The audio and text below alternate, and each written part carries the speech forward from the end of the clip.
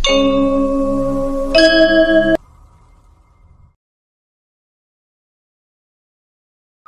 कृष्ण कहते हैं, अगर सिर्फ आज में जीना आ जाए तो इतनी समस्या ही ना उत्पन्न हो, परंतु अज्ञान के कारण अधिकतर सभी मनुष्य या तो सिर्फ भूतकाल में जीते हैं या फिर भविष्य काल में, और मनुष्य ये भूल जाता है एक चिंता ही सैकड़ों दूसरी चिंताओं को जन्म देती है।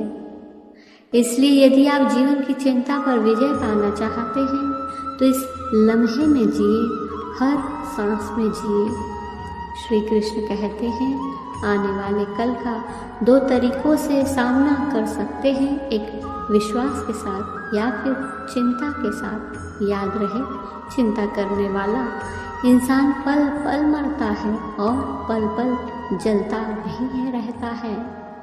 श्री कृष्ण कहते हैं, मनुष्य की विडंबना ये है कि मनुष्य स्वयं को आत्मिक स्वरूप में स्थापित करने के स्थान पर शरीर से इतने अधिक जुड़े रहते हैं कि उन्हें केवल यही लगता है कि जो कुछ भी हो रहा है वो उनके साथ हो रहा है या उनके कारण हो रहा है, और वे हर चीज़ का ख्याल खुद ही रख लेंगे।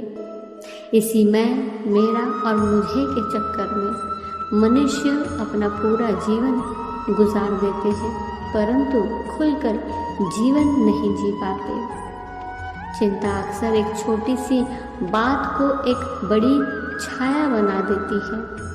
आपकी थकान अक्सर काम के कारण नहीं, बल्कि चिंता, हताशा और नाराजगी के कारण होती है। व्यक्ति के जीवन में काम कभी भी अधिक नहीं होता है, या तो चिंता है जो उसे अधिक से अधिक बनाती ही जाती है।